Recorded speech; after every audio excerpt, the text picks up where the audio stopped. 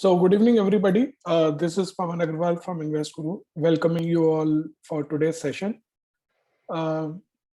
एक तो पहले फेस्टिवल्स का सीजन शुरू हो गया है, तो सभी लोगों को गए हुए दशहरा नवरात्रि की शुभकामनाएं और आने वाले फेस्टिवल्स के लिए भी, क्योंकि जो हमारी नेक्स्ट मीटिंग होगी वो क्योंकि दिवाली के बाद होगी, तो मैं पहले से पूरे फेस्टिवल सीजन की आप सभी को शुभकामनाएं देना चाहूँगा।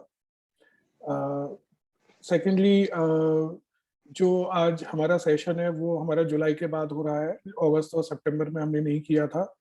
There was no major activity और as such anything we had to share, so we don't do it.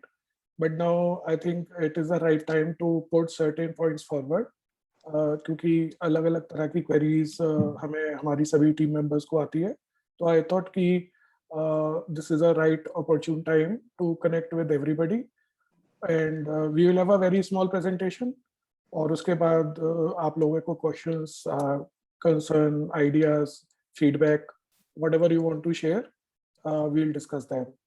So I'll start with the presentation. I'll share my screen.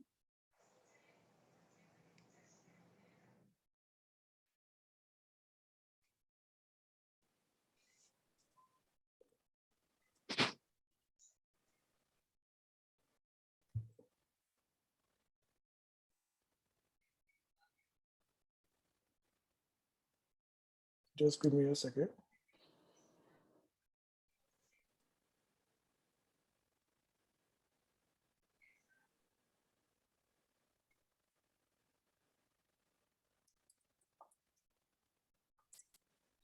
Unmute and tell me that the presentation is visible. Yes, sir, it's visible. Okay, right. Thank you. Yes. Yeah, thank you.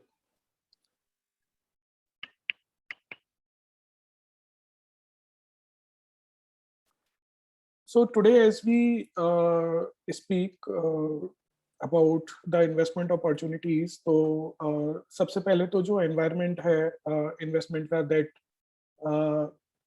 is slightly hazy as we read a lot of newspapers, we listen to people commentaries, we hear about Ukraine, Russia, we hear about interest rate rising, हम inflation के बारे में सुनते हैं, and then to an extent there might be some kind of recession in US or European markets because of low growth and all that. So there are few things that we understand and we will talk about, and there are few things which we are also not aware exactly.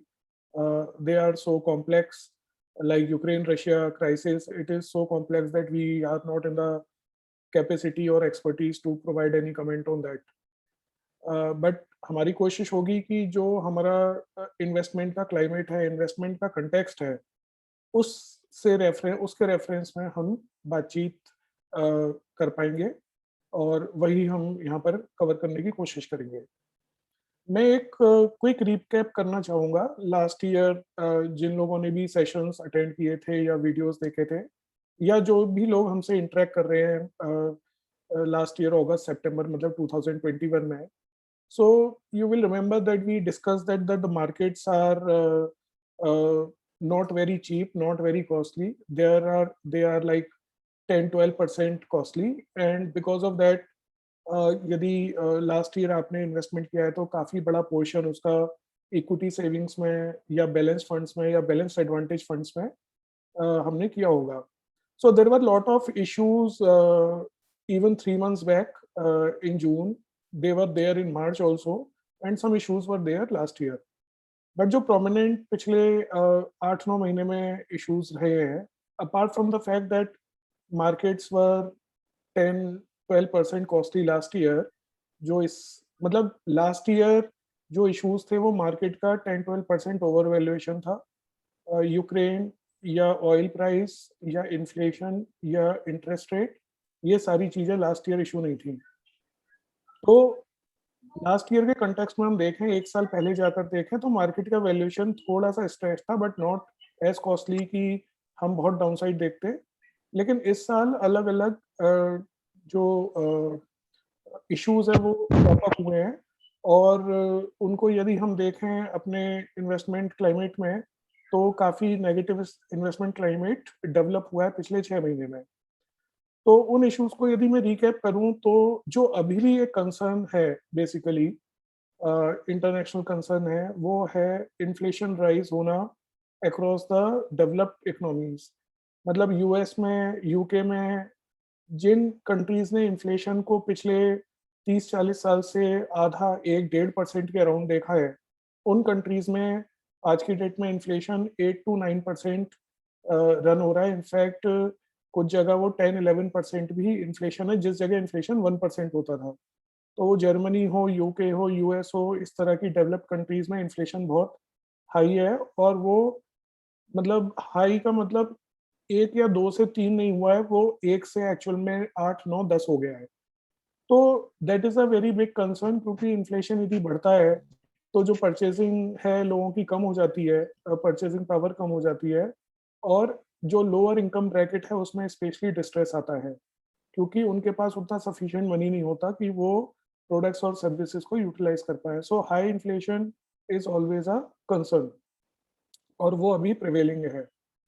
एक जो हमने जुलाई में जो हमने points discuss किए थे, उसमें interest rate hike था, जो यूएस में और डेवलप्ड इकोनॉमीज़ में भी हुआ है, और इंडिया में भी आरबीआई रेट हाइक्स लगातार कर रहा है, जैसा कि हम पढ़ते होंगे या सुनते होंगे। रेट हाइक्स का नतीजा ये होता है कि जिन लोगों ने लोन लिए होते हैं, जैसे हाउसिंग लोन लिया है या कॉर्पोरेट लोन्स हैं, तो उन पर उनका रेट इंटरेस्ट का बर्डन बढ़ जाता है। तो जो आदमी की अफ़ोर्डेबिलिटी, सपोज़ कोई 50,000 की ईएमआई देके 50 लाख का लोन ले सकता था घर लेने के लिए, अब वो 50,000 की ईएमआई का मतलब ये है कि वो 45 लाख के ही लोन ले पाएगा, क्योंकि उस ईएमआई में इंटरेस्ट का कॉम्पोनेंट ज़्यादा हो गया है। तो because of interest component going up, या तो लोगों की अफ़ोर्डेबिलिटी कम हो जाती है लोन्स की, या फिर उनके ऊपर एक्स्ट्रा बर्डन आ जाता है। तो यदि मुझे 10 ईयर का मेरा लोन है और मैं 10 ईयर में ही उसको फिनिश करना चाहता हूँ, और यदि मेरा इंटरेस्ट हाई हो गया है, तो मुझे नेक्स्ट मंथ से इंटरेस्ट एक्स्ट्रा देना पड़ेगा। जो इंटरेस्ट मैं एक्स्ट्रा दूँगा, उसको मैं अदरवाइज़, यदि वो इंटरेस्ट नहीं बढ़ता, तो मैं उसको अपने पर्सनल एक्सपेंसेस के लिए या किसी और पर्पज़ के लिए यूज़ कर सकता था। बट इंटरेस्ट रेट हाइक बढ़ने से जो अ, कॉस्ट है मेरी लिविंग की, या जो कॉस्ट है कॉर्पोरेट्स की, वो बढ़ जाती है। उससे कॉर्पोरेट्स की प्रॉफ़िटेबिलिटी कम होती है, और इंडिविजुअल इन्वेस्टर की जो खर्च करने की कैपेसिटी है, वो कम हो जाती है। तो इंटरेस्ट रेट हाइक होने से ओवरऑल इकोनॉमी स्लो होने का डर रहता है। एक कंसर्न है अभी जो जियोपॉलिटिकल है, वो कभी चाइना ताइवान होता है, बट अभी जो करेंटली चल रहा है लगातार 8-9 महीने से, 10 महीने से, वो रशिया यूक्रेन का कॉन्फ्लिक्ट है, और वो किस महीने क्या मोड़ लेता है, because we, as I said before, we are not experts in this. तो हम सिर्फ ये जानते हैं कि whatever this crisis is, it is actually impacting the energy prices, it is impacting the oil prices across the world, and it is also impacting certain supply issues, because for some material like urea and all, Ukraine is a very prominent exporter. So whether it is agrochemicals, or whether it is passing of the pipelines of energy and gas from Russia to Europe, Ukraine is one key aspect. तो जब तक वहाँ conflict है, तब तक definitely कोई भी geopolitical picture यदि हेज़ी है, तो एनर्जी प्राइसेस भी अनसर्टेन है, और उसकी वजह से overall economy across the world uncertain होती है, क्योंकि energy and oil are very important components of individual life also, and also of corporate, especially in the manufacturing side. So these concerns are there. Few concerns which have eased over the period. जो supply chain global disturb हो गया था, वो पहले से better हुआ है। Liquidity जो पहले बहुत ज़्यादा थी, वो अब लिमिटेड होने लगी है। तो कुछ चीज़ें ईज़ आउट हुई हैं। लिक्विडिटी कम होना एक्चुअल में एडवांटेज है, क्योंकि if the liquidity is very high, then the price of the commodities or the investments, it increases to a very abnormal level, which is not actually healthy for a long term climate. So liquidity limited हुई है और supply chain better हुई है, which bodes well.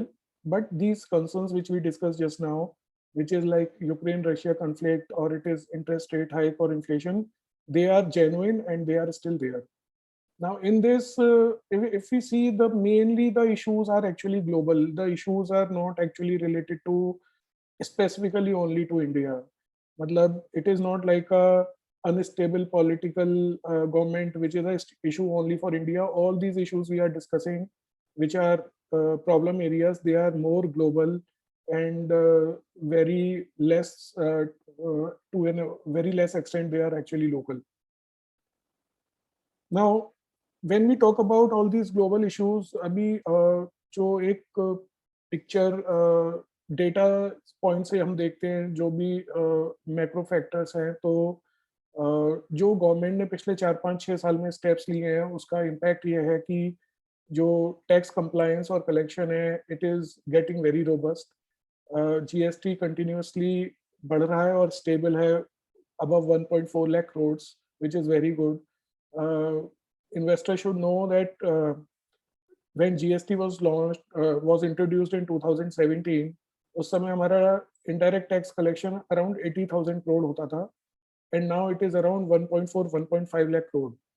तो जिस GST को first 1 or 2 years में failure बोला गया था, the impact of it is कि हमारा जो tax collection है, it has almost doubled in last 5 years, which means almost 13-14% kind of growth rate, which actually is very good.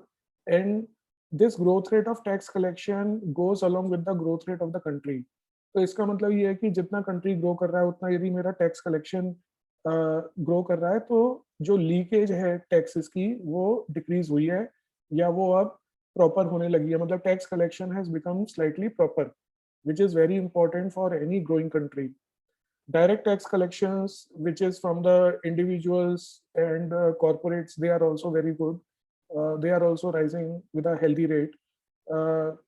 तो टैक्स कलेक्शन इम्पोर्टेंट इसलिए है कि जो गवर्नमेंट का मेन रेवेन्यू होता है, वो टैक्स कलेक्शन से होता है, और यदि टैक्सेस प्रॉपरली कलेक्ट होते हैं, तो वो पब्लिक वेलफेयर में और डिफरेंट काइंड ऑफ स्कीम्स में गवर्नमेंट उनको स्पेंड कर सकती है फॉर ग्रोथ और मे बी फॉर स्टेबिलिटी। लेकिन यदि टैक्स कलेक्शंस नहीं होते हैं, उस केस में गवर्नमेंट जब खर्च करती है, तो उसको डेट लेना पड़ता है, उसको मार्केट से पैसा उठाना पड़ता है। तो गवर्नमेंट यदि मार्केट से पैसा उठाती है, तो फिर इसका मतलब ये है कि इंटरेस्ट रेट बढ़ते हैं और उससे इंडिविजुअल भी इम्पैक्ट होता है। तो यदि टैक्स कलेक्शंस हमारे अच्छे, रोबस्ट हो रहे हैं और बेटर हो रहे हैं, तो इसका मतलब ये है कि गवर्नमेंट की जो बोरोइंग है, वो मतलब रिलेटिवली कम होगी, और गवर्नमेंट की बोरोइंग कम होगी, तो इंटरेस्ट रेट भी अकॉर्डिंगली कम तेजी से बढ़ेंगे। यदि इंटरनेशनली इंटरेस्ट रेट बढ़ेगा, तो हमारे भी इंटरेस्ट रेट बढ़ेंगे, लेकिन यदि टैक्स कलेक्शंस बेटर रहेंगे, तो हमारे इंटरेस्ट रेट उतनी स्पीड से नहीं बढ़ेंगे। इसीलिए यदि हम देखें, तो यूएस में जो इंटरेस्ट रेट आधा परसेंट था, ऑलमोस्ट ज़ीरो था, that has come to almost 3.5, but our interest rate has gone from 6% to 7.5% in the market. I'm talking about the market rate, not the RBI rate. So market में हमारा 1.5% interest rate बढ़ा है 10 year bond पे, और internationally it has gone up by almost 3%। सो हमारा जो rate है वो कम इसीलिए बढ़ा है क्योंकि गवर्नमेंट की जो बोरिंग है वो बहुत ज़्यादा इंक्रीज नहीं हुई है। दूसरा एडवांटेज है पॉजिटिव, जो इंडियन मार्केट्स के लिए है स्पेशली, हम पहले भी अपने सेशंस में जिक्र कर चुके हैं, विच इज़ द कॉर्पोरेट जो हेल्थ है, मतलब जो कंपनीज की बैलेंस शीट्स हैं, वो बहुत रीजनेबल है। उन पे जो डेट का रेशियो है, it is one of the least seen in last many years. तो अभी हम यदि आज के हिसाब से देखें, तो 46-47 का डेट टू जीडीपी रेशियो है, which was as high as 62% in financial year 15. So 46-47% is one of the least we have seen, and this means that जो डेट है कॉर्पोरेट्स के पास क्योंकि लो है, तो उसका इम्प्लीकेशन ये है कि यदि इंटरेस्ट रेट बढ़ते भी हैं, जो अभी हो रहा है, उसका बहुत मेजर इम्पैक्ट कॉर्पोरेट्स के ऊपर नहीं आएगा। यदि कॉर्पोरेट्स के पास डेट बहुत ज़्यादा होता, तो इंटरेस्ट रेट बढ़ने में हिस्टोरिकली क्या होता था कि कॉर्पोरेट्स ऑलमोस्ट खत्म हो जाते थे, क्योंकि डेट उन्होंने बहुत लिया होता था। जब इंटरेस्ट रेट बढ़ते हैं, इनकम वैसे भी कम हो जाती है क्योंकि इकोनॉमी स्लो हो जाती है। इनकम उनकी कम हो जाती थी और इंटरेस्ट रेट बढ़ जाता था, तो ओवरऑल उनको अपने कई बार तो ऑपरेशंस रैप अप ही करने होते थे। So there were many companies which failed in the past because of high debt and then rising interest rate. But because today the debt level is very reasonable, it is very low relatively. So in that scenario, interest rate का उतना impact corporate के ऊपर visible नहीं होता है, इसीलिए शायद जो markets का movement है, वो जितना interest rate बढ़ा है उसके हिसाब से actual में market में कोई major correction देखने को नहीं मिली है और उसका reason one of the reasons I would say could be because corporate debt is not very high and the investors see that relatively there is a safety in the corporates. One positive which we feel which is there with India and it is very one of the very unique features is that जो Indian economy है वो services manufacturing और agriculture वो तीनों में ही actual में divided है. So there are many countries in the world which are commodity export oriented, मतलब जैसे रशिया है, ब्राजील है, ऑस्ट्रेलिया है, उनकी काफ़ी सारी इकोनॉमी एक्सपोर्ट के थ्रू होती है. Then there are countries which are more trade oriented और main tourism oriented. So there are very few countries which have services, manufacturing and agriculture in totality. Agriculture के होने से फ़ायदा ये होता है as we are seeing today कि world में एग्री प्रोडक्ट्स की because of climate change and because of inflation crisis हो गई है। बट इंडिया क्योंकि खुद ही एग्रीकल्चर ओरिएंटेड कंट्री है, तो यहाँ पर आप देखें तो फूड की ना तो शॉर्टेज है और ना फूड की क्राइसिस है।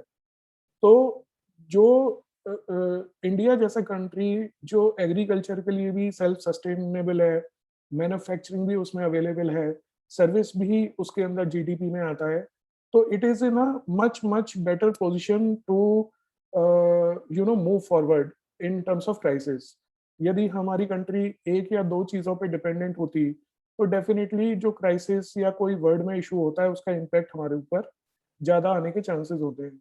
बट क्योंकि मोर और लेस हमारी काफ़ी चीज़ों में सेल्फ सस्टेनेंस है, एग्री हो या मैन्युफैक्चरिंग या services, so the impact of the world is there, will be there, but it is a very big positive for our country. वो पॉजिटिव हमारे लिए बेटर करने के लिए शायद क्राइसिस में नहीं करे, लेकिन क्राइसिस का इम्पैक्ट कम करने में ज़रूर ये चीज़ हेल्प करती है. A thrust of government on various schemes and especially on the manufacturing side bodes well, मतलब वो हमारी कंट्री के लिए बहुत अच्छा है. uh, we, you all must have read or heard that lot of manufacturing activity shifting from China to India, which again is good. Apple has already started manufacturing iPhone 14, and it is planning to manufacture its AirPods also in India.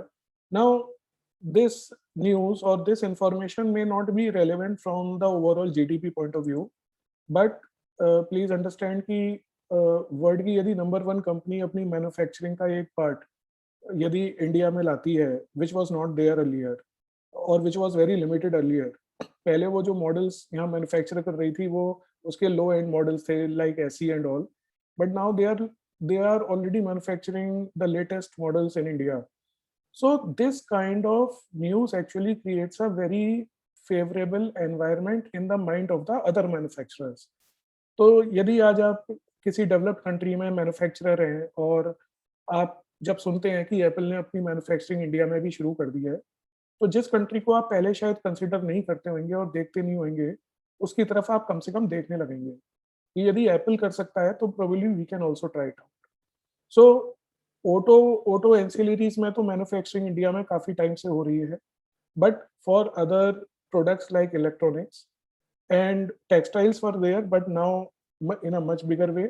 And lot of government schemes like जो उनकी PLIs हैं for different sectors, performance links incentive है उनके, तो government का जो thrust है manufacturing के ऊपर, and one big area which has come up which is less discussed is actually defence. तो गवर्नमेंट का जो आत्मनिर्भर होने का प्रोग्राम है डिफेंस में कि हमारी काफ़ी डिफेंस मैन्युफैक्चरिंग इंडिया में ही हो, एक तो रिस्क कम कर हो बाहर के कंट्रीज का, दूसरा हम सेल्फ सस्टेन बने. तो उस केस में डिफेंस का बहुत बड़ा पार्ट इंडिया में हो रहा है.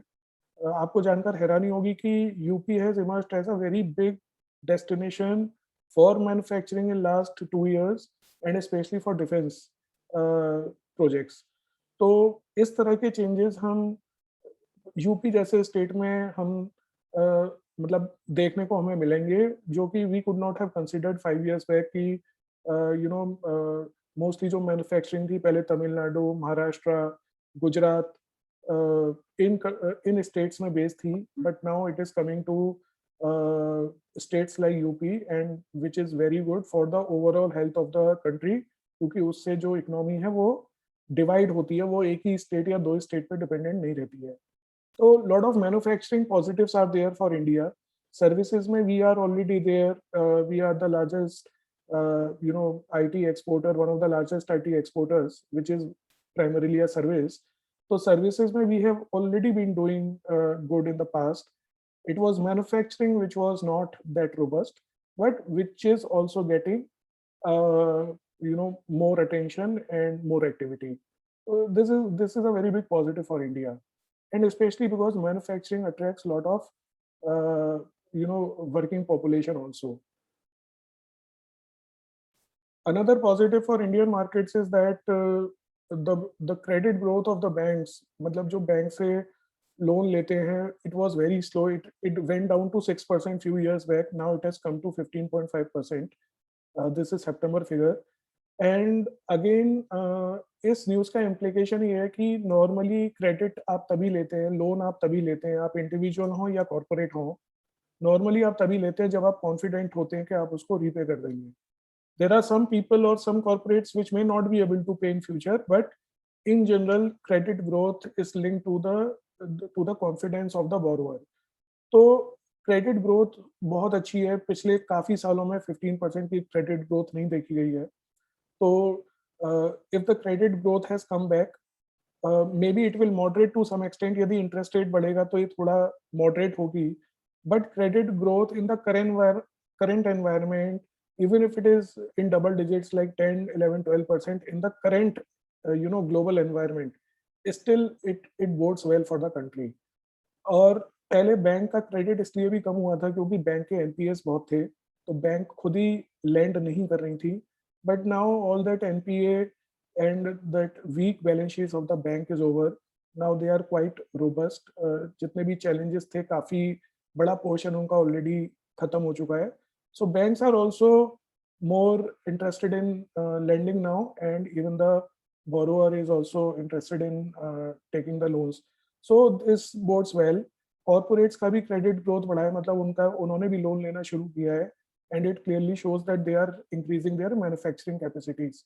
They are putting new projects or increasing their capacities, and which only means that 2-3 years down the line we will see more of corporate activity. क्योंकि आज जो प्रोजेक्ट्स लगेंगे, आज जो कैपेक्स होगा, आज जो कॉर्पोरेट आज पैसा बैंक से लेके जो लगाएगा, उसका जो इम्पैक्ट है वो 2 या 3 साल में आएगा, जब उसकी फैक्ट्री या उसकी जो इंडस्ट्री है वो ऑपरेशनल होगी, और ऑपरेशनल होने के बाद जब वो अपनी 60-70% कैपेसिटी पर जब चलेगी, तब उसका इम्पैक्ट उसकी बैलेंस शीट्स पर और इकोनॉमी के ऊपर आएगा। लेकिन during this even this capex phase, उसके अंदर भी जब लोग उस प्रोजेक्ट को खड़ा करेंगे, जो कैपिटल गुड्स की कंपनी है उनसे सामान खरीदा जाएगा, सपोज हीट कन्वेक्टर्स है, बॉयलर्स है, इंजीनियरिंग मशीनरी है, जब वो ली जाएगी तो वो भी ऑलरेडी एक्टिविटी को एक फिलिप देती है, एक एक्शन देती है। So these all are big positives of India.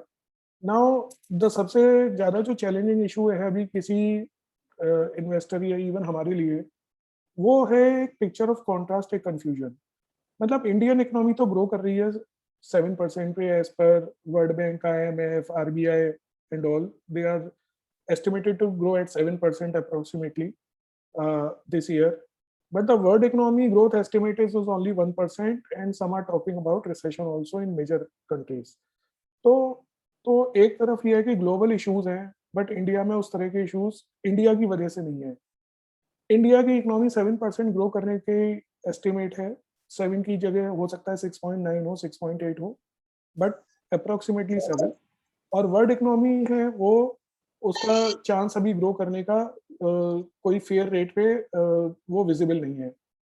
तो इस केस में जब आपको ये पता है कि आपका कंट्री तो अच्छा करेगा लेकिन वर्ल्ड शायद अच्छा नहीं करेगा, तो how do we actually you know decide on the investments?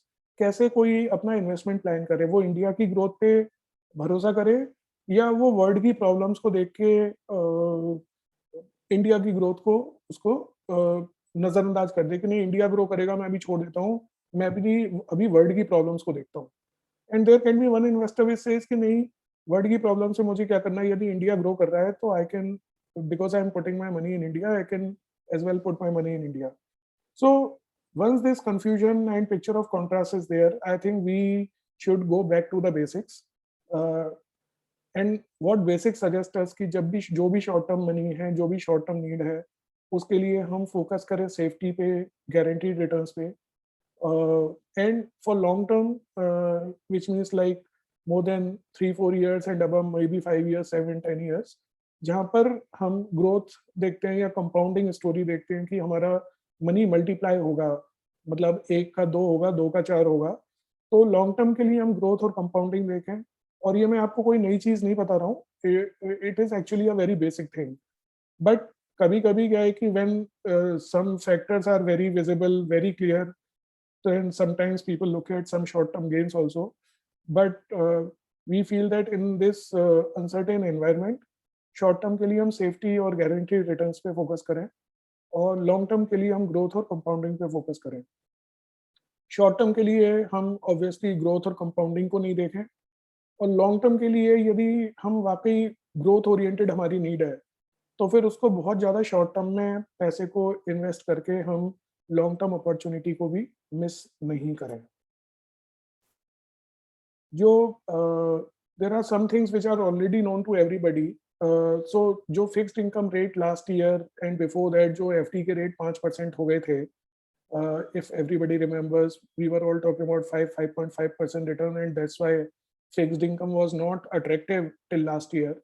But now, in bank FDs or in private FDs, there is a good rate, like as we can see, up to 7.75, 8.75% rate of return is available with very good corporates. So individuals who are looking to, invest for a shorter period or with safety and for guaranteed return, they can look at bank FDs or they can look at, these private FDs.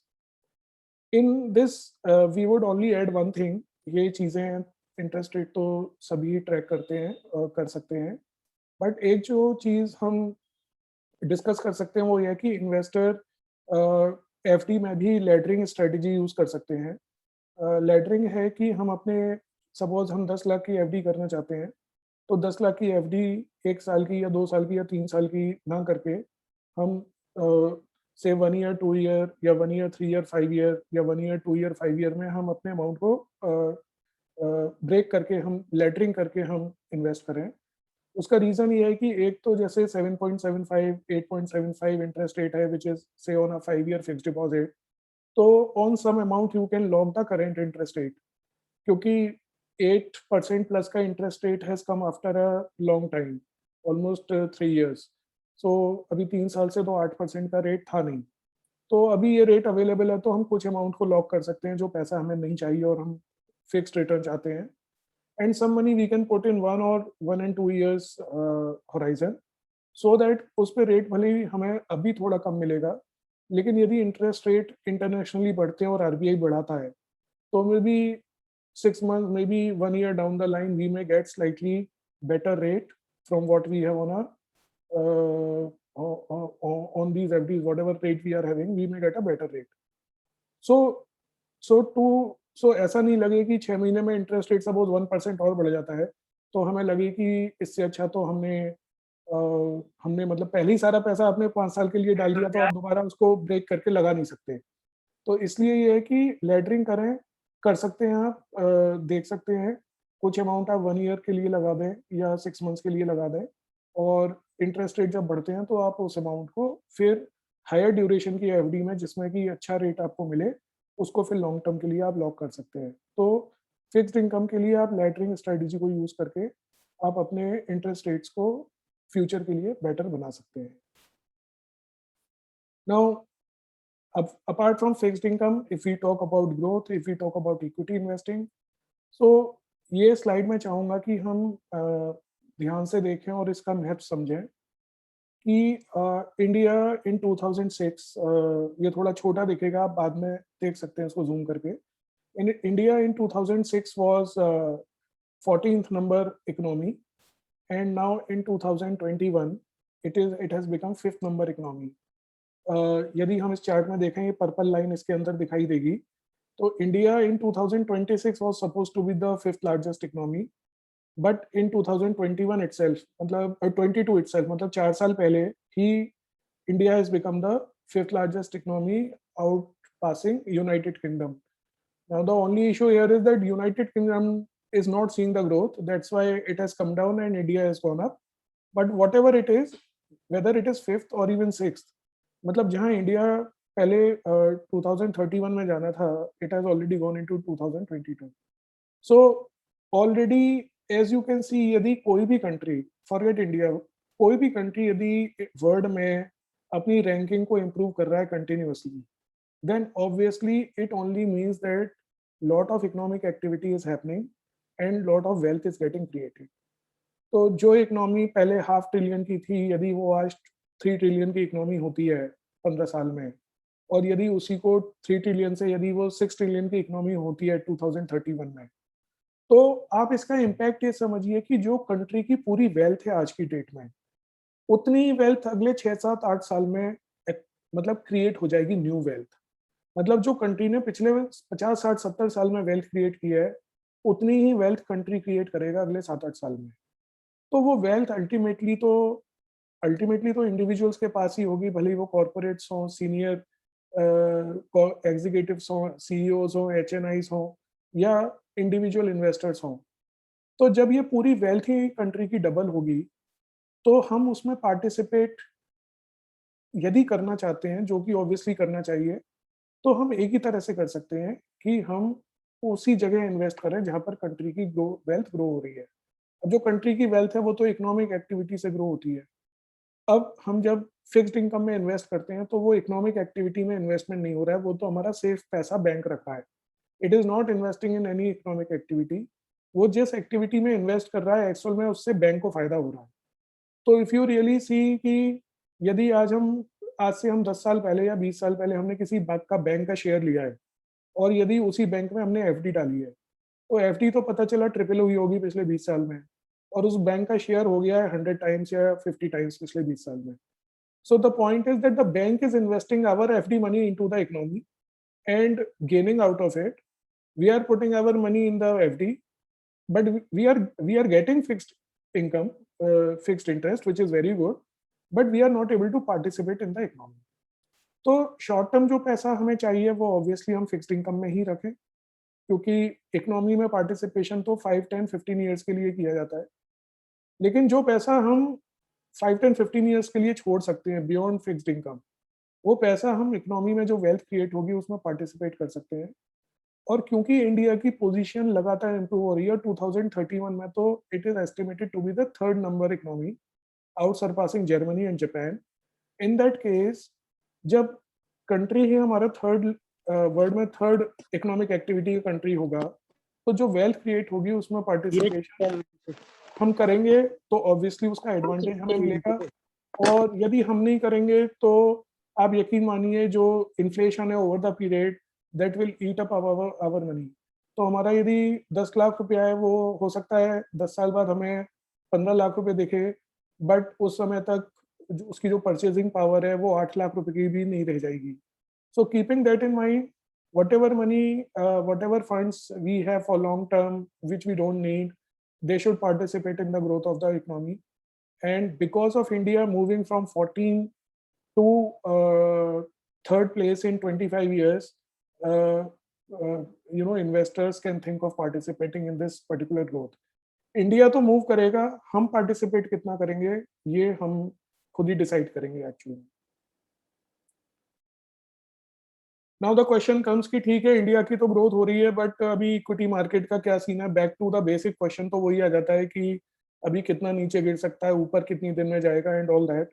So I am just putting a perspective that 7 अक्टूबर 2021 मतलब exactly एक साल पहले जो market की values थी, उसके हिसाब से जो हम उस समय डिस्कस कर रहे थे कि मार्केट कॉस्टली है, we discuss this in September and in October it went to 59 from 56 in September.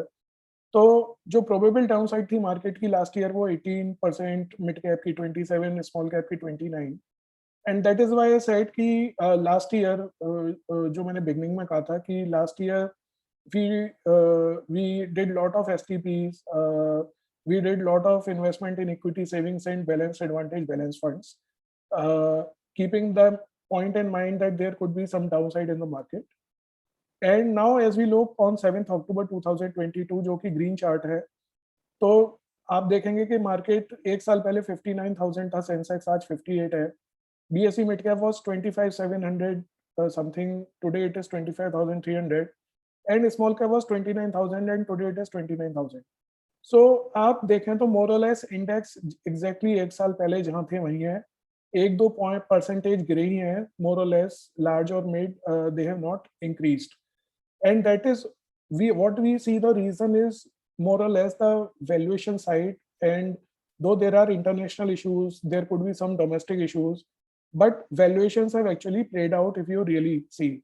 Now as we see, the probable downside is in large, which was 18% last year in October, today it is 3.6%, जो mid cap की 27 थी वो 13 है और जो small cap की 29 थी वो 16% है. Now it only means that the markets are near to their fair values. In fact यही चीज हमने जून में भी कही थी, यही चीज हमने मार्च में भी कही थी. उसके बाद मार्केट मार्च में 52 गया, उसके बाद फिर वो एक बार 60 चला गया अप्रैल में, उसके बाद जून में वो 52 गया, फिर वो जुलाई अगस्त में फिर से वो 60 चला गया, and now it is at around 58,000 level.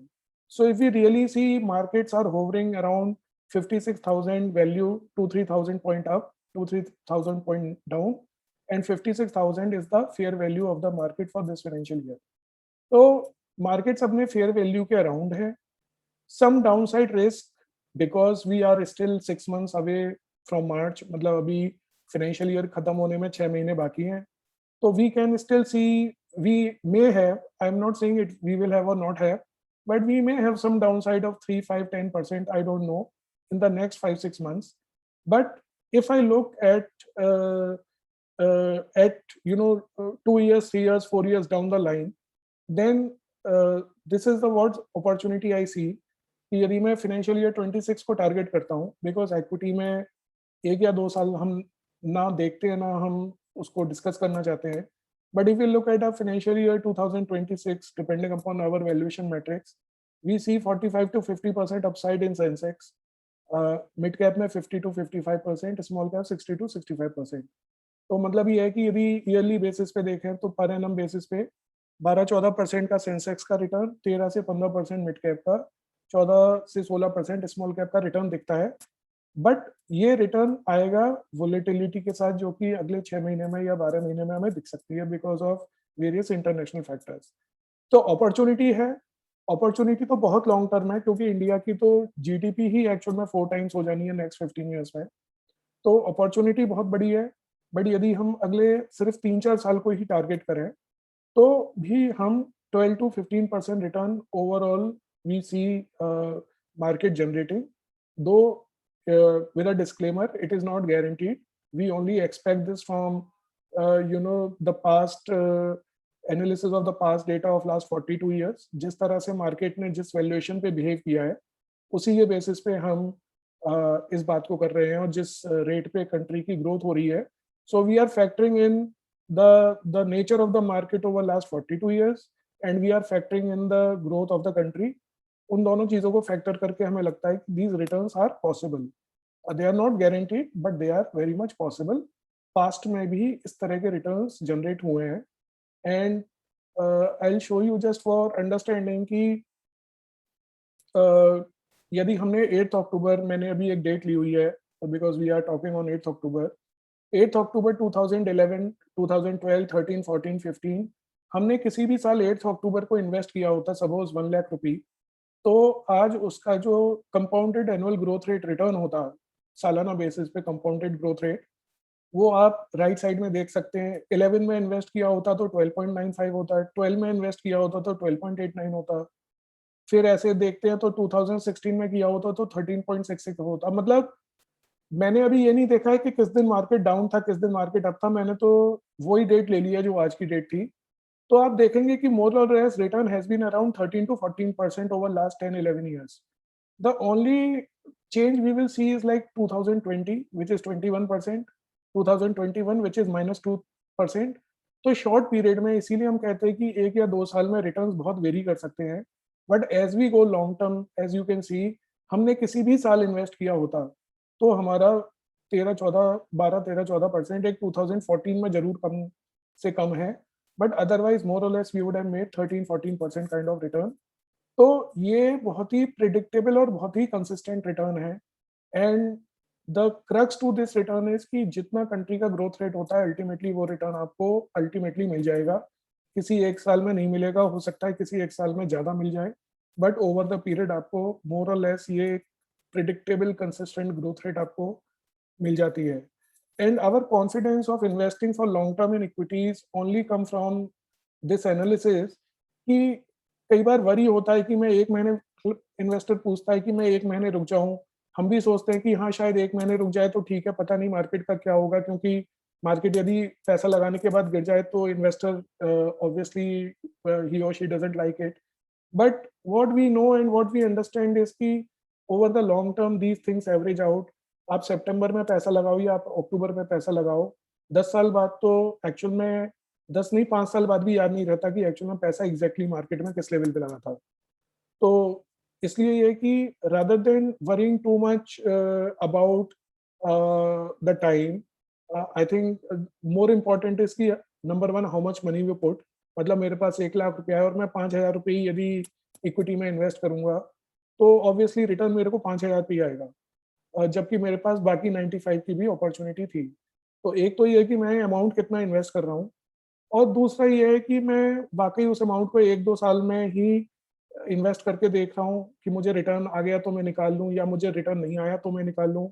हमें बजाय ये देखने की, ये है कि मेरा जो इन्वेस्टमेंट है यदि वो रहेगा लगातार इन्वेस्टेड, तो वो एक अच्छा मुझे वेल्थ क्रिएशन करके देगा। जहाँ एफडी का रेट 5-6-7% है आफ्टर टैक्स, वहाँ मुझे यदि 11, 12, 13% का रिटर्न है, तो over the period of 5-10 years this makes a huge huge difference. 14-15% पे आपका हर 5 साल में पैसा डबल होता है, और 5% की एफडी में हर 14 साल में पैसा आपका डबल होता है। So that difference any investor should understand, and if you are looking for money to actually grow so that it can be used by you or by your next generation, तो उसकी growth होनी ज़रूरी है। यदि money grow ही नहीं होगा, तो हम भी उसको ओवर द पीरियड बहुत ज़्यादा यूज़ नहीं कर पाएँगे, और नेक्स्ट जनरेशन के लिए तो वो बिल्कुल ही यूज़लेस टाइप हो जाएगा, क्योंकि हमें आज जो 10 लाख रुपया दिख रहा है, आज से 20 साल बाद नेक्स्ट जनरेशन को वो 2 लाख रुपए की तरह दिखाई देगा। So for keeping the value of the money also we need to look at growth. But with all this about equity investing, जो पैसा मुझे 1 या 2 साल में चाहिए अपनी रिक्वायरमेंट के लिए, वो पैसा ग्रोथ के अंदर लगाने का हमें सोचना भी नहीं चाहिए, क्योंकि ग्रोथ भी हमें ओवर द पीरियड ही मिलेगी। To summarize, global factors are there. India, but India is a large economy. It has growth, it has got stability, and that is what makes it very attractive. And that is why it is the best performing market in the world this year. जहाँ markets 25 to 50% तक गिर गए हैं, वहाँ Indian market is down hardly 5% from its peak, which itself means that it is doing quite well. And reasons are the ones that we discussed earlier. Uh, in fixed income, after 2-3 years, we have got interest rates in the region of 8%. So people can, who are looking at guaranteed return, they can look at those fixed income instruments. You can use laddering strategy कि यदि fixed income का rate और बढ़ता है तो आप कुछ amount हो आपके पास जो आपका 6 मंथ्स में या 1 ईयर में मैच्योर हो जाए, तो आप उसको भी लॉन्ग टर्म के लिए बाद में लगा सकें। Equity markets are fairly valued. There may be some downside over next 5-6 months, but this probability and quantum of downside we see much lesser than what it was 6-8 months ago. क्योंकि time correction हो गया है market में। Market जहां last year था, 1 साल बाद भी उसी जगह पर है या उससे 2-3% कम ही है।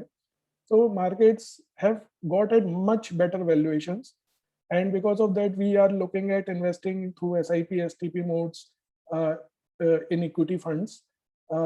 जो लास्ट ईयर हम बैलेंस्ड एडवांटेज इक्विटी सेविंग्स में एलोकेशन थोड़ा ज़्यादा कर रहे थे, we feel that investors can look at investing through SIP, STPs in pure equity funds, but obviously with a 3-4 year plus horizon, not for 1 or 2 years. मतलब ये कोई short term opportunity नहीं है. Equity investing right now is a long term opportunity. Preference क्योंकि question रहता है, तो यदि आप 1-2 साल में ही रिटर्न 2-3 साल में देखना चाहते हैं तो large caps are preferred.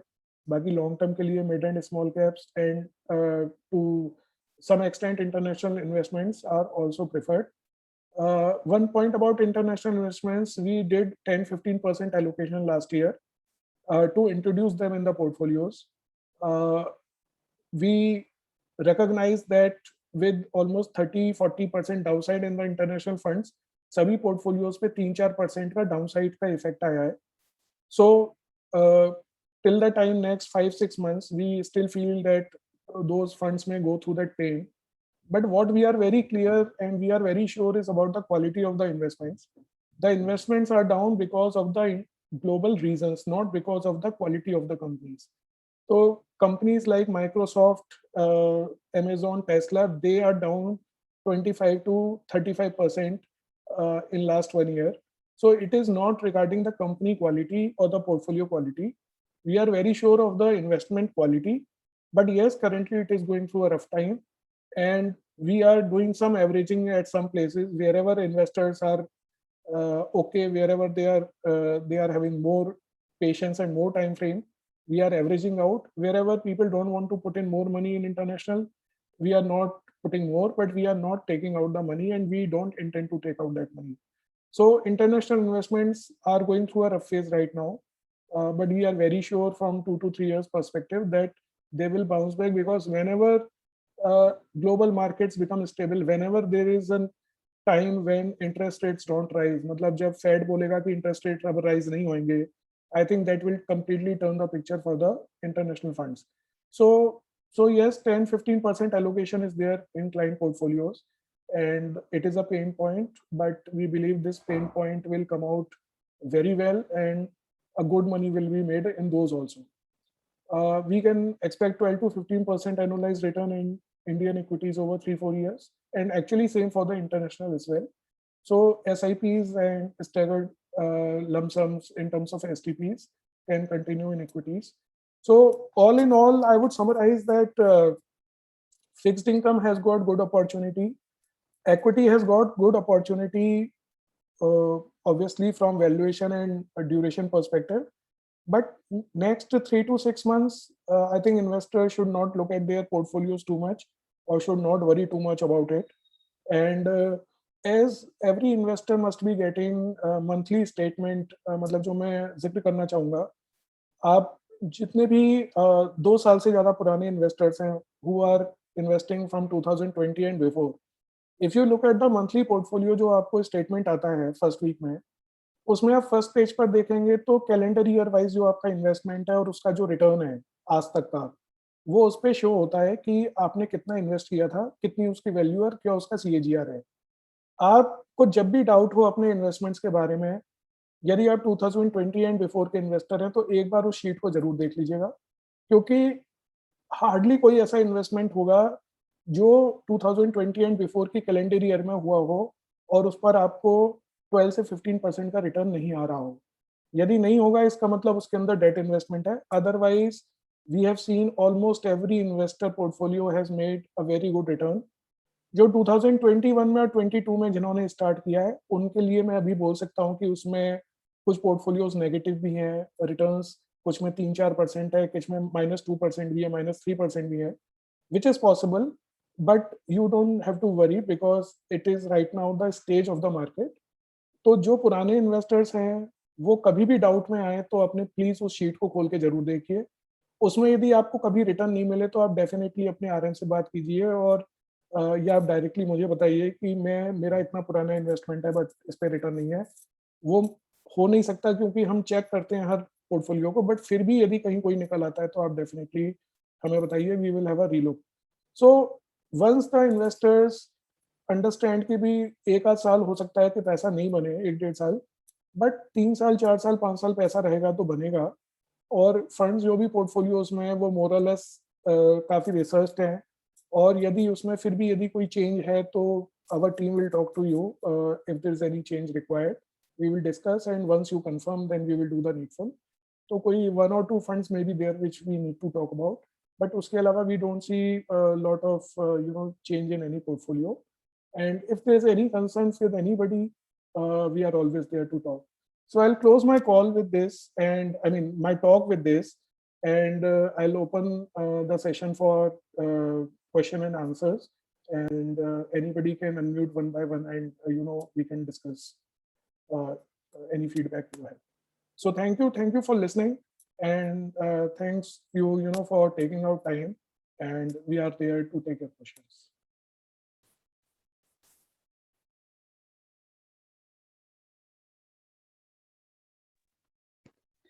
Yeah, thank you, Pawanji. Lalmani Tiwari from Bhopal. Hello, sir. Yeah. So, Long time. quite long time. So, I just need your view. Like अभी मैं देख रहा था कि कार्बन क्रेडिट को लेकर के बहुत सारे इन्वेस्टमेंट शुरू हुई। इवन हमने एक प्रोजेक्ट भी लिया है जिसमें बहुत लार्ज स्केल में वो प्लांटेशन का प्रोजेक्ट है। आई थिंक आप रिसेंटली अगर देखे होंगे ये शैल का है और अमृत बेस्ड सोल्यूशन है, वो नेचर बेस्ड सोल्यूशन अभी कंपनी इंदौर में लॉन्च हुई है जी। तो इस एरिया में अभी क्या आप देख रहे हैं कि स्कोप रहेगा और इन्वेस्ट करना चाहिए जो नेचर बेस्ड सोल्यूशन कंपनीज आई हैं? बहुत ज्यादा तो नहीं है इंडिया में, तो 2-3 हमने सुना। Okay, so first of all, thanks for joining, Mr. Tiwari. बहुत टाइम बाद बात हो रही है हमारी. Okay. Ji. So first of all, I would say, we are not experts on individual companies. I'll be very candid with you. Okay, number one. Number two, while investing in the companies, we have to actually see कि वो listed space में है या नहीं है. तो जिस companies की आप बात कर रहे हैं, we have to see कि वो listed है भी है या नहीं है. Number two. एंड नंबर 3, यदि हम डायरेक्ट मतलब लिस्टेड स्पेस में हैं और हम इन्वेस्ट करते हैं, so there are many factors we have to see, क्योंकि see I will tell you, जैसे आप मतलब मैं एक एग्जांपल ले रहा हूँ कि आप सुजलॉन एनर्जी को लीजिए, ठीक है? It is a very large company, it was a very large company at one point of time, very celebrated company, okay. और उसने पूरा विंड एनर्जी के ऊपर, अपना ग्रीन एनर्जी के ऊपर अपना पूरा बिजनेस मॉडल बनाया था। तो कंसेप्ट अच्छा है, थॉट प्रोसेस अच्छा है, but ultimately to make a business successful and to make money there are many other factors. मतलब आपका बिजनेस की एफिशिएंसी होनी चाहिए, जो गवर्नमेंट पॉलिसीज है वो सपोर्ट करनी चाहिए, आपका डेट इक्विटी लेवल क्या है, आपका इंटरेस्ट रेट क्या है, आपके खर्चे क्या हैं। तो मेरा मतलब ये है कि वो कंपनी अच्छी थी, बड़ी थी, बट क्या लोगों का पैसा बना उसके अंदर? तो कीपिंग दैट इन माइंड, जो भी कंपनी में, इंडिविजुअल कंपनी में इन्वेस्टमेंट है, क्योंकि ना हमारी एक्सपर्टीज है, ना हम उतना उसको टाइम दे सकते हैं, ना एक कंपनी को उसके प्लांट पे जाके हम विजिट कर सकते हैं, एनालाइज कर सकते हैं। इसीलिए हमारा थॉट प्रोसेस ये है कि ये सारी चीजें एनालिस्ट करते हैं, फंड मैनेजर्स करते हैं। तो यदि वो कंपनी लिस्टेड होगी, अच्छी कंपनी होगी, तो आप यकीन मानिए कि वो किसी ना किसी फंड में आ जाएगी। लेकिन यदि वो लिस्टेड नहीं है, या वो कंपनी इन्वेस्टमेंट के ये नहीं है, यदि उस पर रिस्क पहुंच जाता है, रिटर्न उतना नहीं लगता है, तो वो शायद फिर फंड्स में भी इंस्टीट्यूशनल लेवल पे वो नहीं आएगी। तो इंडिविजुअल स्टॉक की हमारे पास एक्सपर्टीज नहीं है मिस्टर तिवारी, बट आप यदि उसमें सोचें इन्वेस्ट करने का, तो यही देखें कि कितनी डीप आप अंडरस्टैंडिंग उस बिजनेस की आप कर सकते हैं। बिजनेस बहुत अच्छे होते हैं, बट वो आपके लिए पैसा बनाएगा या नहीं, वो देखना भी उतना ही जरूरी होता है। नहीं, सही है। अभी वही है कि नया नया है और डेफिनेटली उसमें जब तक पूरी समझ नहीं किस तरह से ग्रोथ हो रहा, तो मैं जैसे मैं अभी इन्वेस्ट कुछ नहीं किया हूँ, जस्ट व्यू ले रहा था कि किस तरह से रहे। हाँ जी। और कुछ मेरे पर्सनल हैं कंसर्न, वो मैं अलग से आपको शेयर करूंगा। हाँ कुछ बिल्कुल, प्लानिंग आपके है। पास नंबर मेरा है ही, आप एनी टाइम यू कैन हाँ। Just call, we can get in touch. या thank you. Thank you mister Tiwari.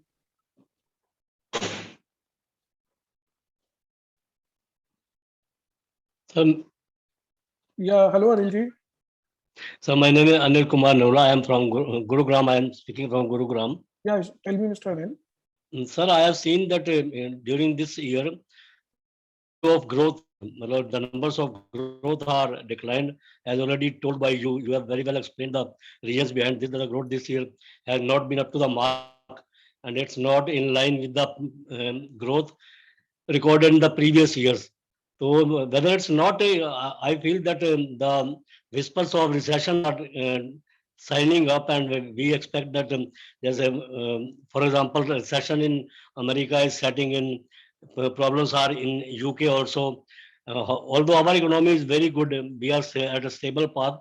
But is it not likely that under recession and due to the global regions, these may again come and there may be negative growth in this sector? So, see, first of all, as we mentioned, Mr. Anil, the global reasons, whatever are there, they are number one out of our control, nor we are exactly clear. Okay. See, whatever we read is what we say. Okay. Now, so for example, if you go to US, like, one of my friends came 2 months back from US, and he said that you can't get the person whom you used to get for $15 an hour, you can't get even for $22 an hour. Okay. Right. So the reason, and the question is, what is the reason? Why are you not getting a person even at 50% higher salary? Why you are not getting him? So the reason is that the government distributed so much money in 2020 that everybody was full of money. Okay. Now, till that time that money gets over for people, it is very difficult to get the people back to the jobs. मतलब मैं आपको एक example देता हूँ और many people will relate. हमारे जैसे मतलब जो डोमेस्टिक हेल्प्स होती हैं, ड्राइवर्स होते हैं, राइट? एक बार आप इनको 1-2 महीने की सैलरी दे दो, ये गांव चले जाते हैं, राइट? Right sir. ये और 2 महीने की कह के जाते हैं, 4 महीने तक नहीं आते हैं। ये तो कॉमन फैक्टर आपने देखा होगा सर, आप मेरे से बड़े हैं। Yes sir. तो उसको हम क्या कहते हैं कि पेट भर गया है, राइट? दूसरा क्या है कि जो आप उनको 5, 10, 15,000 यहाँ देते हैं, एक्चुअल में गांव में 2,000 रुपए महीने में उनका काम हो जाता है। बिल्कुल ठीक। ये दिल्ली गुड़गांव की प्रॉब्लम है कि यहाँ पे 10,000 रुपए चाहिए होंगे उन्हें खर्चे के लिए, गांव में तो 1,000 रुपए से भी उनका काम हो जाएगा। क्योंकि गांव में क्या है, अनाज होता है, दूध होता है, जो खाने पीने का सामान है वो मिल जाता है और बाकी कुछ खास करने को होता नहीं वहां पे। तो वो फिर लौटकर कब आते हैं? जब खाली हो जाते हैं। राइट। तो लौटकर आते हैं लेकिन खाली होने के बाद। तो सर ये ना जनरल फिनोमिना है अक्रॉस ह्यूमन कि जिसका पेट भरा हुआ है उसको अभी कोई जल्दी नहीं है काम करने की। राइट। तो अभी क्या कर रहा है कि यूएस फेड इंटरेस्ट रेट बढ़ा के जिन लोगों ने जो भी घर बना लिए थे या जो ले लिए थे वो सबको एक तरह से वो आप कॉस्टली करके या उसको रेट बढ़ा के आप खाली कर दोगे ना बंदे को। बिल्कुल। आज यदि आपकी इनकम नहीं है और आपको इंटरेस्ट देना पड़ेगा होम लोन के ऊपर, आप पहले इंटरेस्ट दे रहे थे 3.7%। यूएस में जो होम लोन रेट था 1 साल पहले 3.75 के करीब था, आज वो 5.5 से ऊपर हो गया है। उन लोगों को इतना हाई इंटरेस्ट रेट देने की आदत ही नहीं है। और अभी तो 5.5 हुआ है, वो 9 भी पहुंच सकता है। तो यदि इंटरेस्ट रेट आपका, यदि इतना इंटरेस्ट कॉस्ट बढ़ जाएगा तो जो बंदा आज काम करने में इंटरेस्टेड नहीं है वो एंड में काम करने आएगा।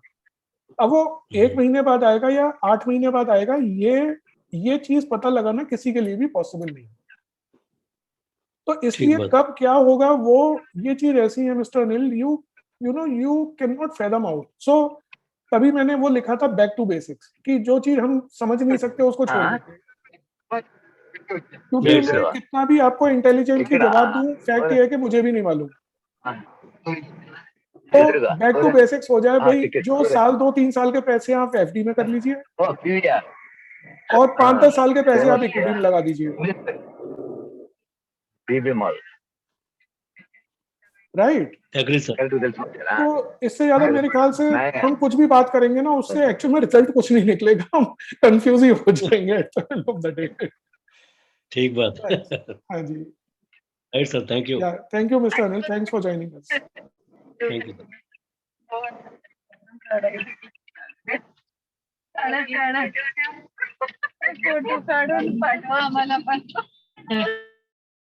Yeah, so anybody wants to ask any question, any feedback, please unmute yourself.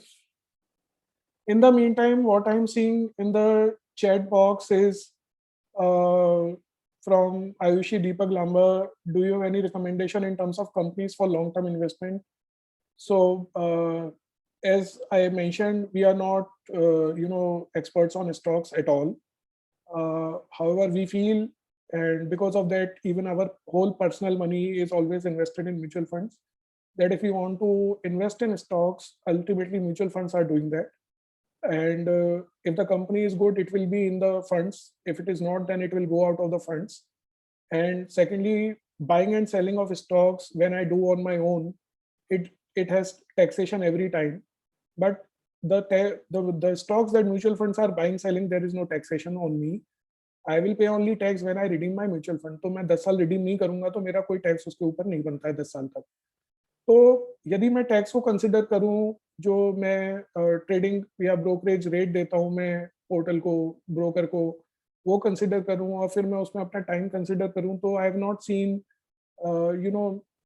too much of a difference in direct shares or mutual funds. हाँ, जब हम डायरेक्ट शेयर्स करते हैं, there are 1 or 2 companies that may do well, but आज हम 1 और 2 company लेंगे, 3 महीने बाद हम कोई और 2 कंपनी लेंगे, 6 महीने में, 1 साल में हमारे पास 20-25 स्टॉक का पोर्टफोलियो हो जाता है नॉर्मली. और जब वो स्टॉक का पोर्टफोलियो 20-25 का हो जाएगा, तो उन सबका जो आउटपुट है वो 20-25 स्टॉक वाले म्यूचुअल फंड जैसे ही एंड में हो जाता है.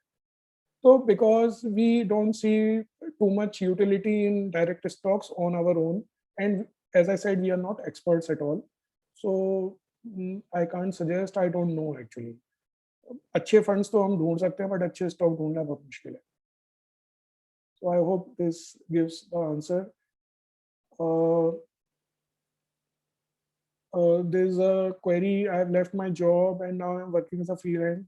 What should I do with my PF money?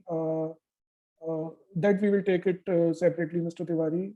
And there's one, are we in recession or going to be any thoughts?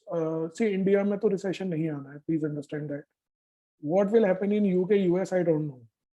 Actually, nobody knows for that matter. But India में recession तो मतलब नहीं हो सकता है, क्योंकि हम तो 7% ग्रोथ की बात कर रहे हैं. IMF, World Bank, RBI, they are talking about 7% growth rate. The growth rate may come down, but recession ki matlab we are degrowing as a economy, that really I don't see. That happened only in 2020 because of COVID, 2021, but I don't see that happening. And that is because of the demographics. मतलब हमारे यहाँ जैसे कहते हैं ना, हर साल एक Australia add हो जाता है. तो जिस जगह पे आपके 1.5 करोड़ बच्चे ऐड हो जाते हैं, मतलब प्लीज अंडरस्टैंड कि जो 1.5 करोड़ बच्चे ऐसे होंगे जो इस साल फर्स्ट टाइम स्कूल जाएंगे, जो पिछले साल तक स्कूल नहीं गए हैं, तो उनको 1.5 करोड़ बैग की जरूरत पड़ेगी, 1.5 करोड़ पानी की बोतल की जरूरत पड़ेगी, उन 1.5 करोड़ बच्चों को कहीं ले जाने के लिए ट्रांसपोर्ट की भी जरूरत पड़ेगी.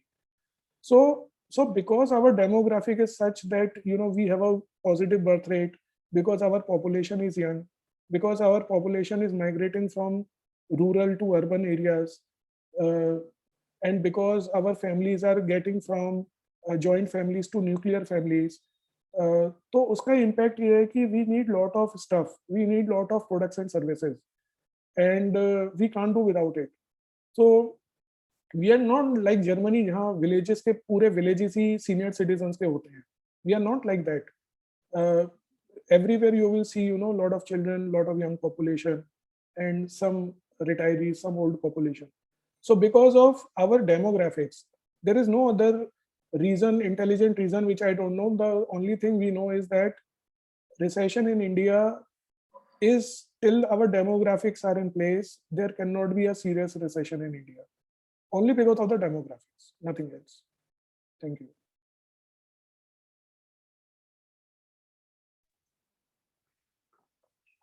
हाँ जी पवन सर, गुड इवनिंग. हाँ जी, गुड इवनिंग जी, क्या हाल चाल है? हाँ हाँ पंकज जी, नमस्कार. बहुत लंबे टाइम बाद बात हो रही है. हाँ जी सर. हाँ जी. Sir, you mentioned something about the international markets, and then you mentioned Microsoft, Amazon are at quite fair prices at this period of time. तो इंटरनेशनल मार्केट में कैसे इन्वेस्ट करते हैं? हमारा क्या उसका भी फंड्स ले रहे हैं, म्यूचुअल फंड्स कैसे? हाँ, उसका भी हम फंड्स ले रहे हैं। तो जैसे इंटरनेशनल मार्केट्स में जैसे नैस्डैक 100 इंडेक्स है, ओके, या जैसे particularly technology oriented JP Morgan technology fund है, या ग्लोबल फंड्स है। तो मतलब इंटरनेशनली नॉर्मली जो इंडेक्स हैं, S&P 500 है, नैस्डैक 100 है, तो उनके इंडिया में फंड ऑफ फंड्स है। मतलब इंडिया में तो वो म्यूचुअल फंड है, लेकिन वो इन्वेस्ट एग्जैक्टली एज सच वो नैस्डैक 100 इंडेक्स में या S&P 500 इंडेक्स में करता है जो यूएस में है, ओके। तो हमारे लिए वो फंड है, और बाकी वो फंड किसी स्टॉक में, so there are some international funds जो स्टॉक में भी इन्वेस्ट करते हैं, जैसे आईसीसी का फंड है, फ्रैंकलिन का फंड है, they are investing in stocks also, but we are primarily investing as a mutual fund. मतलब when we say we as Invest Guru, तो हम तो यहाँ के म्यूचुअल फंड्स में इन्वेस्ट कर रहे हैं, हम डायरेक्टली शेयर्स नहीं ले रहे हैं वहाँ पे। और जो हमारे जो फंड्स हम जो इन्वेस्टर्स लेते हैं इंटरनेशनल फंड्स, वो funds in turn international investing कर रहे हैं। तो हमारा तो पैसा इंडिया में ही लगता है, हमारा पैसा मतलब डायरेक्टली तो इंडिया में ही लगता है। बेसिकली हमारा तो जो रिडेम्पशन है, जो इन्वेस्टमेंट है, वो इंडियन म्यूचुअल फंड से ही होगा। ओके, हमारा मतलब हमारा फंड इंडियन फंड है, but they are investing into the international market. Correct, correct. Okay, तो मल्टीपल फंड्स है हमारे पास, इससे भी रिलेटेड कैसे? हाँ, इससे रिलेटेड मार्केट में देयर आर मल्टीपल फंड्स, तो मल्टीपल थीम्स हैं। जैसे नैस्डैक 100 की थीम है, जो मैं प्रोमिनेंट थीम्स बता रहा हूँ आपको, ओके। तो जैसे हमारे यहाँ पे निफ्टी है और सेंसेक्स है, तो सेंसेक्स में जैसे टॉप 30 हो गई, तो जैसे यहाँ सेंसेक्स है ना, तो यूएस का जो या वर्ल्ड का सबसे पॉपुलर मार्केट है, that is S&P 500, standard and poor 500। जैसे यहाँ निफ्टी 50 है, वहाँ पे S&P 500 है, ओके। तो S&P 500 में यहाँ से इन्वेस्टमेंट होता है, ओके। फिर जो नेक्स्ट पॉपुलर इंडेक्स है, ग्रोथ इंडेक्स है, वो नैस्डैक 100 है, विच इज यूएस बेस्ड।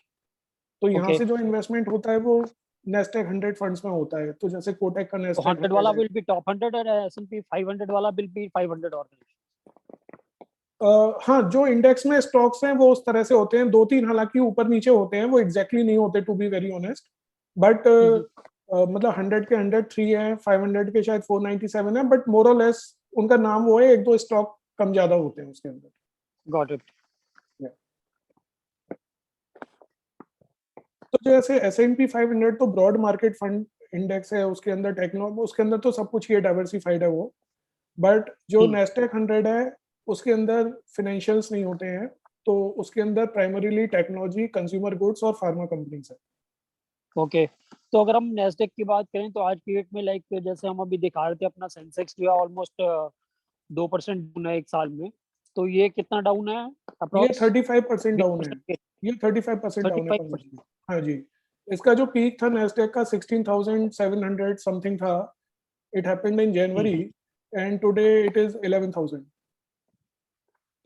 तो अगर किसी के पास अभी फंड नहीं हो, तो does it make sense to divert existing funds from Sensex Nifty to this fund? That I will not suggest. मतलब डाइवर्ट करना सजेस्ट नहीं करूंगा। I will suggest putting some money in a staggered manner separately, but I will not suggest putting Indian money to international at this time. Okay. मतलब international should be part of the portfolio as of today for a fresh money, क्योंकि जो valuations international की Indian की हैं, they are more और less same, okay. तो अभी मुझे इंटरनेशनल में एकदम से सुपर एडवांटेज नहीं है, एडवांटेज तो मुझे है, लेकिन it is not super advantage. दूसरा क्या है, जैसे हमने देखा कि इंटरनेशनल कंसर्न्स ज्यादा है अभी, ओके, ओके, इंडियन कंसर्न्स उतनी नहीं है। तो तो इंडियन फंड तो मैं कभी भी वहां शिफ्ट करने के लिए नहीं बोलूंगा, to be very honest, okay. जो ग्रोथ तो भी मतलब उसके अंदर इंटरनेशनल में मतलब भी somebody can start a SIP in that. हाँ, वो डेफिनेटली सजेस्टेड है, that can be done, but again वही थोड़े लॉन्ग टर्म, क्योंकि अगले 6 महीने में क्या होगा हमें नहीं मालूम, ओके। बट फॉर एज मतलब I know you are a very long term investor, तो इस तरह का जो भी कोई लॉन्ग टर्म इन्वेस्टर है तो उसके लिए तो देयर इज नो इशू, क्योंकि ultimately those companies are like leading world companies. तो Correct. अभी रफ टाइम है, but you can't keep Amazons of the world down ना। माइक्रोसॉफ्ट Amazon को आप डाउन नहीं रख सकते। Correct.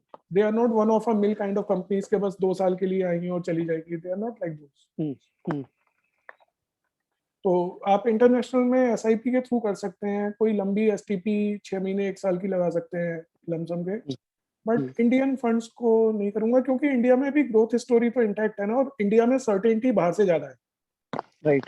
तो 80-85% India, 10-15% international in the staggered manner, that's okay. Okay.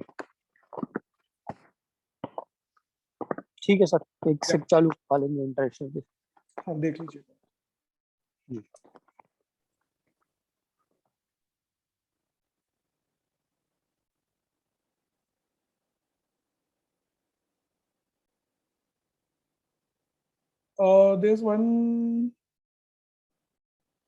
There's one question from Mr. Alok. In some fund, my STP tenure has matured, but I don't need the funds now. So will be wise decision to keep the amount invested in that fund. So Alok, if the SIP matures, there is no mandatory need to withdraw the money from your funds. If you don't need the fund, you can just keep them invested.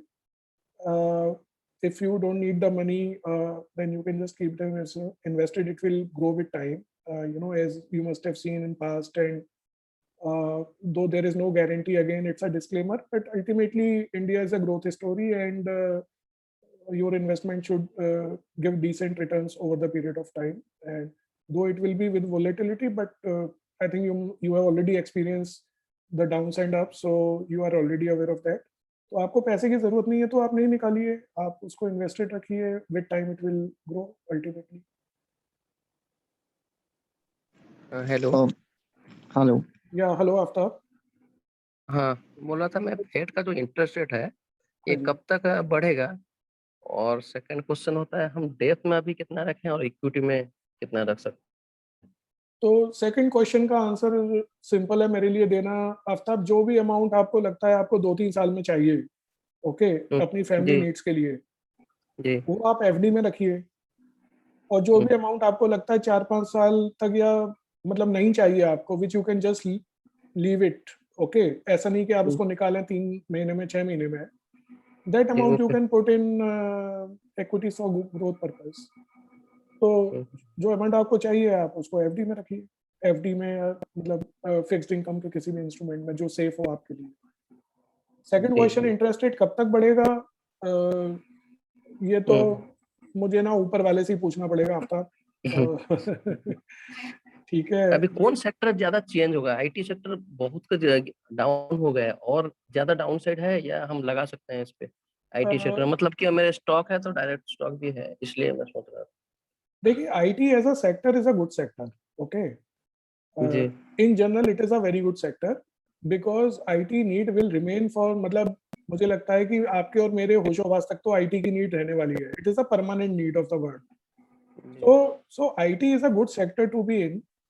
It is going through a rough phase, but I would say कि it is more of a valuation thing and some part of activity। मतलब जो एक काफी जिसको कहते हैं एक euphoria buildup हो गया था, शायद वो अभी मॉडरेट हो गया है, which is good actually।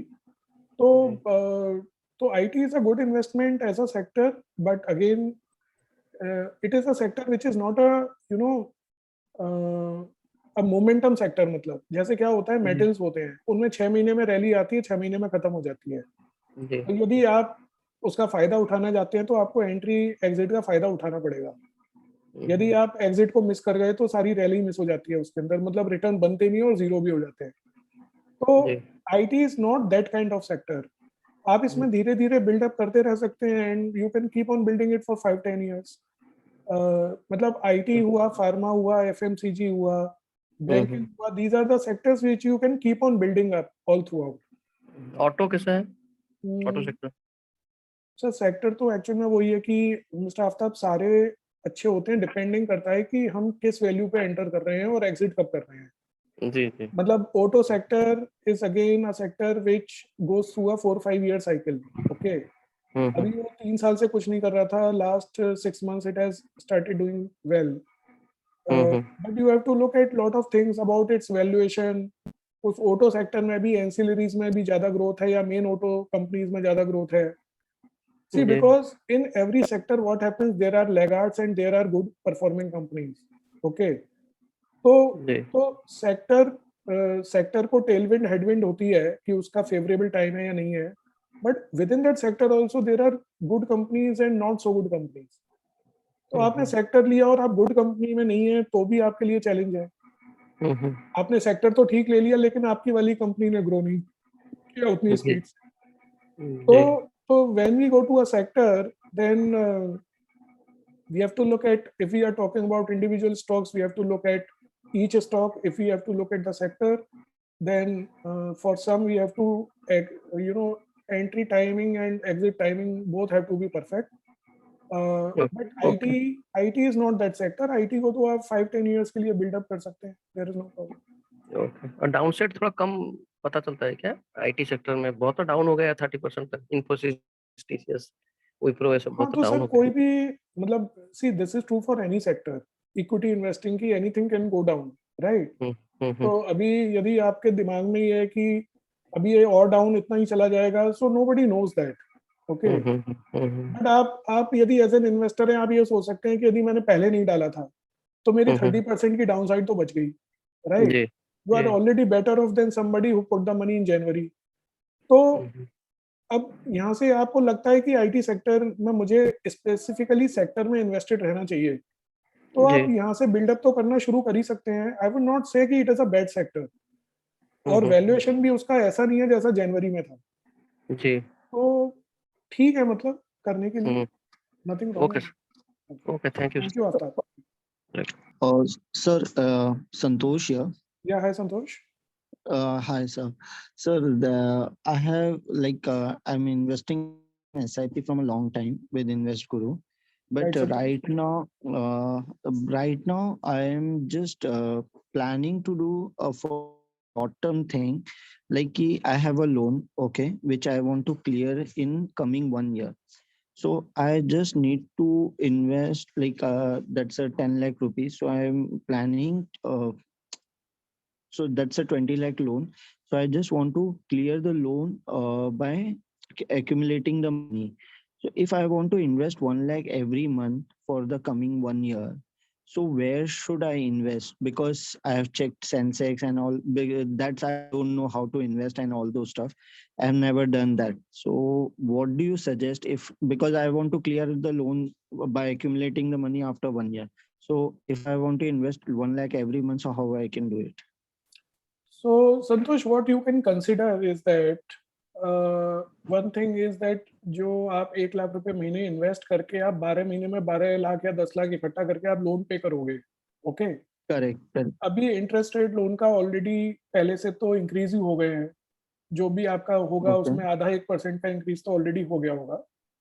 तो मैं आपको ये सजेस्ट करूंगा कि आप ये कंसिडर कर सकते हैं कि आप जो हर महीने 1 लाख इन्वेस्ट करते हैं वो एक्चुअल में आप लोन पे करते जाइए.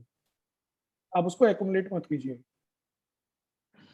सर प्रॉब्लम ये है कि अभी बैंक जो मैंने पर्सनल लोन लिया था तो वो कह रहे हैं कि आप 1 साल के पहले क्लोजर नहीं, मतलब उनका वो पीरियड है समझ गया मैं, 15 मंथ पेनल्टी का, होगा. तो तो ये उसके पर्सनल लोन है, मतलब ये होम लोन नहीं है इसका मतलब.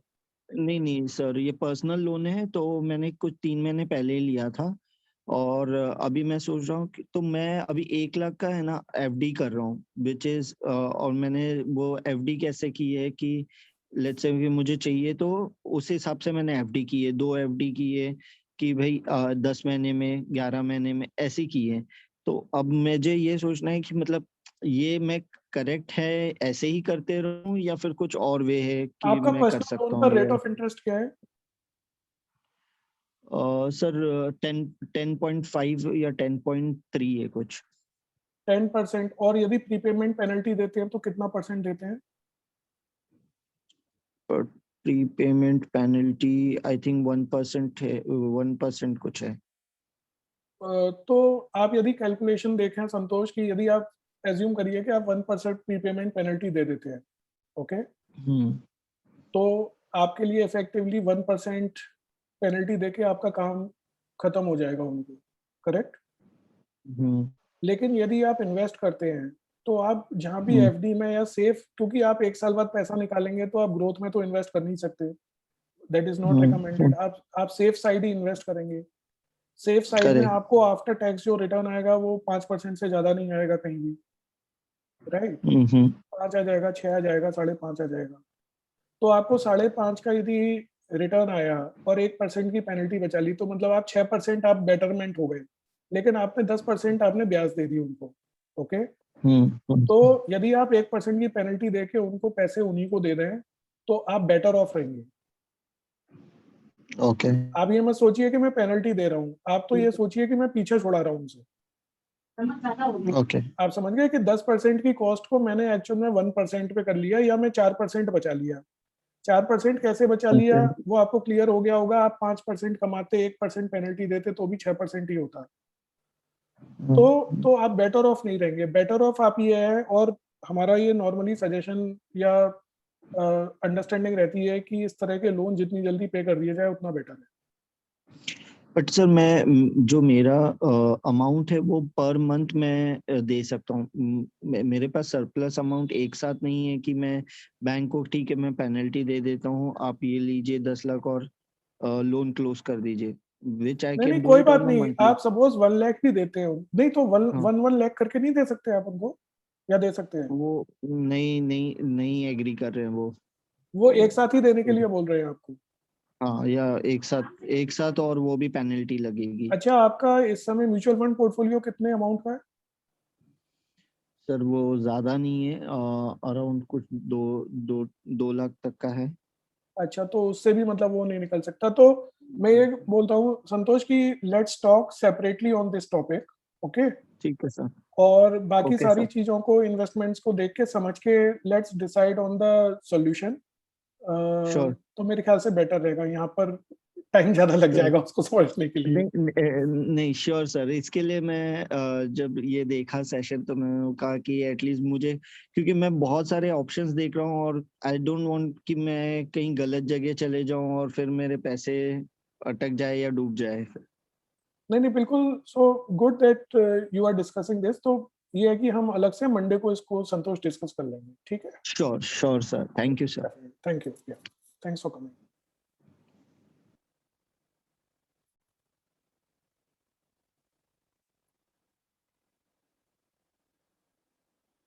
Anybody else with any question?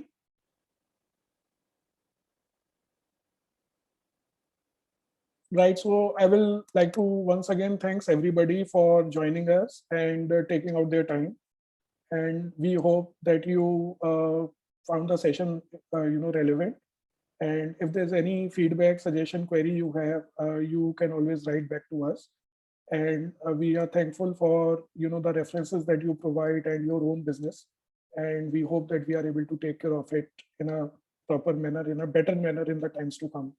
So thank you everybody, and thanks all team members of Invest Group for making this possible. Thank you. Have a nice day. Thanks for